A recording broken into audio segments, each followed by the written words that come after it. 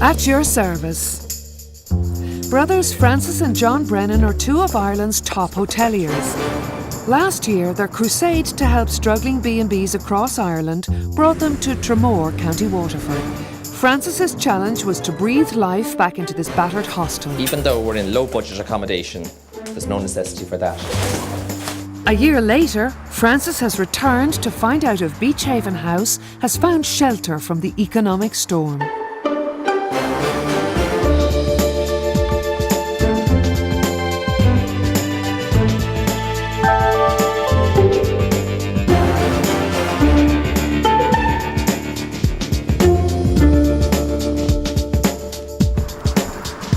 Beach Haven House is owned by Niamh and Avery Coriel.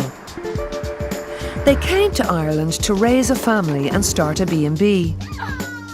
They also opened a hostel and began developing 6 self-catering apartments. We're both very sociable people and we love entertaining, so what better business to be in?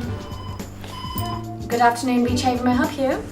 They picked Tramore, a once bustling seaside resort near Waterford City. Summer can still be busy here, but winter comes early and hard. It's a very short season. It's fabulous here in the summer, and the rest of the year it's very quiet. You know, shy of doing a $1 million ad campaign. How do we get people here, you know? Can the Brennans find a way of improving the business all year round?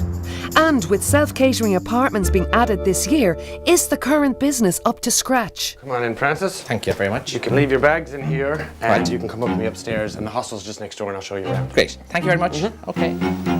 In a few days, John Brennan will be on hand with promotional advice. But right now, Francis is beginning his inspection with the bed and breakfast, for which they charge €40 a night. He's really in a different echelon of the industry than we are. We're very nervous that he's going to want us to bring the standard up so high that it won't really be typical B&B. Here's a good example now of good housekeeping, where if I stand like this, it's like a mirror image. Mr. Bean, remember he used to do this in the Mr. Bean thing? It's exactly like that. I can honestly say now there's not a lot to be done here. It would be very acceptable in all respects. So far, so good. The inspection now moves to a work in progress, the self-catering apartments. Now, these are our 2 penthouse units. The idea is the 6 apartments should help year-round business by providing longer-term lets in the winter. Terrific plan, because as you know and I know, the biggest problem in the hotel industry is that you have a 6-month lay-down period with no return on your investment. They plan to let them for €500 to €700 a week. But if they have any hope of repaying their 200 grand investment, they have to be ready for the summer. As Francis moves his attention across to the hostel, it soon becomes obvious that the push to finish the apartments has left this part of the business badly neglected. Oh gosh, it's really dark and depressing in here. I feel kind of like it should be happy and light. And then we have this, what would it be, a 1930s wardrobe type of thing, all right? Which gives me the impression that it's dumped here because it's a wardrobe and it'll do them fine. With 34 beds at €20 a night, the hostel actually makes more money than the B&B. But they've done little work since converting the building 4 years ago. We feel that the hostel is sort of, it's a little bit bohemian and funky, and that's kind of the way we've designed it. To be quite honest, it reminds me of an 18-year-old student flat. I'm half afraid coming in here. It's so dark. It's vital for their expansion plans that the hostel continues to do good business, and Francis is worried. I feel it's a second cousin to next door, which is the bed and breakfast, that all the effort is put in there. And I would fear that somebody would come in to Tramore in a year's time down the road, open a brand new hostel, and they could be wiped out here because they're not keeping ahead of the game. It might have been a long day, but part of Francis's inspection involves staying the night.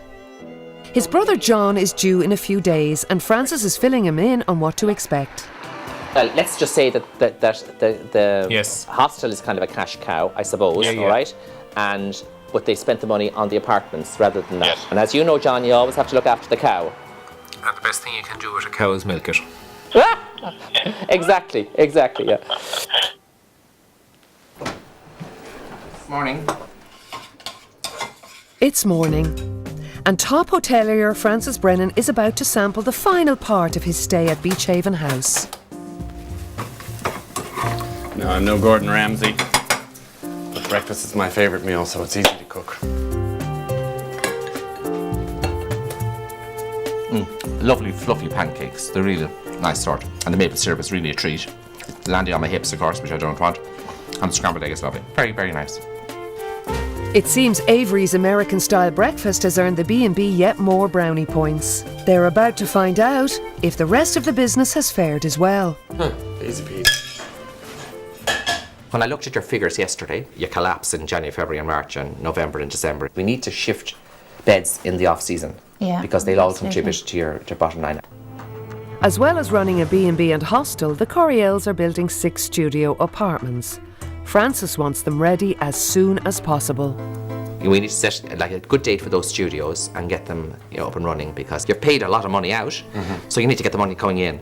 So just every week would matter. He is adamant that the studios must be ready for the June bank holiday. But that's not all. He's also worried about the hostel. Probably my biggest gripe here in this site, if I can call it that, would be your hostel decor. I mean, it's really dark going down that stairs. I was kind of thinking, cripes, it's like the dungeons. Sorry now, Niamh. I am seriously concerned, for your sakes, in relation to that, because I think it's probably a cash cow at the moment, which is funding your other expansions, and that's important that you keep that going, all right? There's just 2 months until the summer season, but despite all the work ahead of them, Niamh remains upbeat. I'm looking forward to it. I'm looking forward to getting stuck in the hostel and throwing a few bits and pieces away that It's an excuse for her to spend some money. we've been holding on to. I got to keep the pressure on them for the hostel. It is a very important part of their business.